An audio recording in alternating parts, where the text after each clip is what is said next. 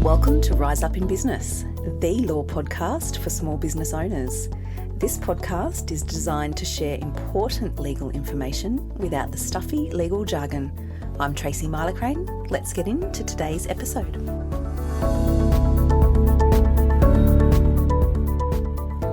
Hello everyone and welcome back to the Rise Up in Business podcast. I'm asked a lot by my clients, when can I add someone to my email list and when can I email them? I'm also asked by clients, can I send people on my list text messages? I'm going to talk about that in today's episode.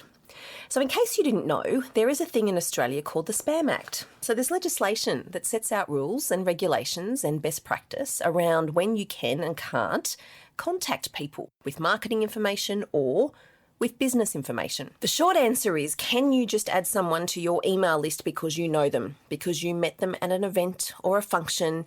The answer is no, you cannot. First of all, the rules say you can't. But secondly, query, do you really want to be doing that? Just because you met someone and you hit it off doesn't necessarily mean they want to be on your email list. So let's start with emails. When can you add someone? Well, the Spam Act sets out two ways someone can consent to be on your email list.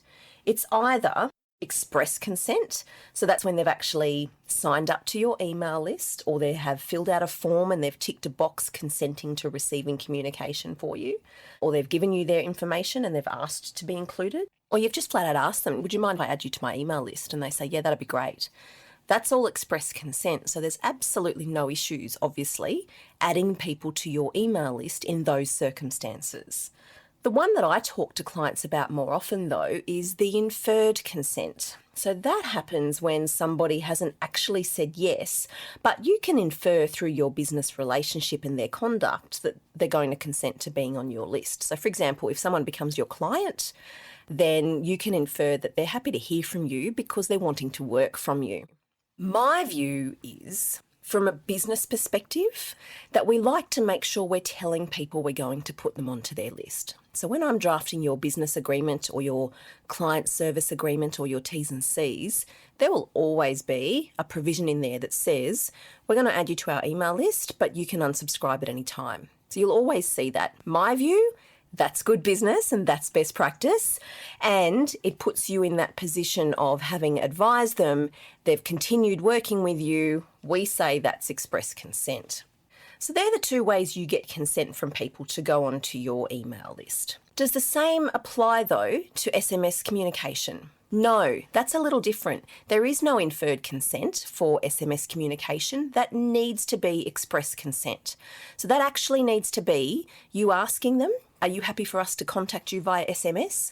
Or you asking them in a survey where they tick a box, please choose your preferred communication method. Or you having a tick box somewhere where they actually say, I consent by ticking this box to being contacted by SMS.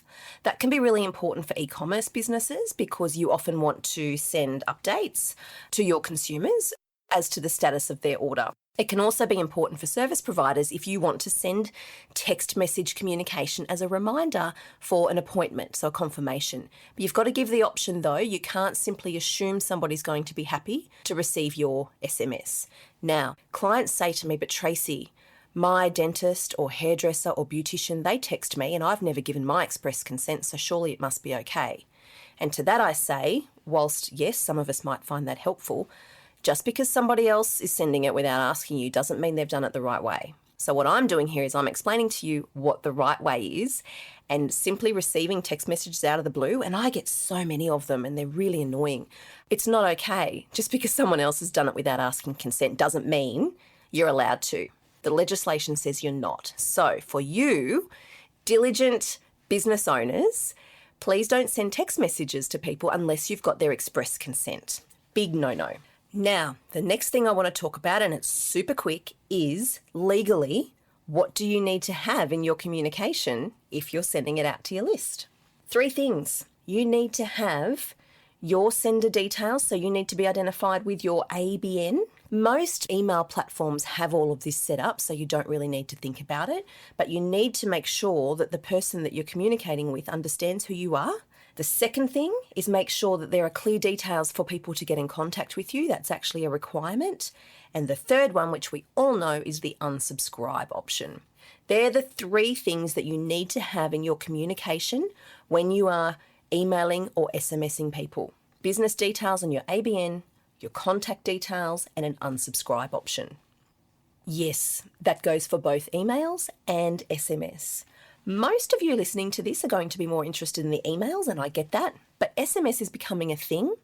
That's why I wanted to share that here, because it really is important that you're aware that that express consent is required.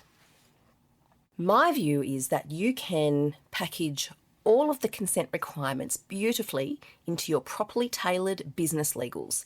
So whether that is an agreement that you're sending out or T's and C's that you're sending out, or by including it in your click wrap terms on your website, because if people are buying or subscribing or signing up to anything on your website, if you're listening to me, then by now you will have properly drafted website T's and C's, and you will have your click wrap T's and C's tailored specifically for what it is that they're buying or signing up to. So in those business T's and C's or those website legals, you will have covered in there the consent that you need to either put people on your mailing list or your SMS list or both, which means you don't have to worry about whether or not you're obtaining the right consent to meet the obligations that you've got as a business owner under the Spam Act. As an aside, just quickly, if you are a business that has people come in like a dietitian or a nutritionist or a physio or something like that, and you've got somebody that comes into your practice and they fill out a client intake form, your team can simply ask the person when they're handing back their form, are you happy for us to contact you on SMS? And the person can say yes or no, and they can just make a little note on that form. If you're still using those manual processes, as some of my clients are, that simple question is perfectly fine as well for that consent, and the receptionist or your team member makes a little note. Or of course you can have a tick box there and ask the person, how do you prefer to be contacted? That is what you need to know about when you can add people to your email list, when you can send SMS to people, the consent that you need, and how best to obtain that consent. I hope you have found that helpful. As always, if you have questions, please don't hesitate to reach out. We have the ability for you to make a time in my calendar to pop in for a free 20-minute chat, and that's where I can answer any questions that you've got, absolutely obligation free, because we are here to help and we can take it from there. Thanks for listening. Catch you next time.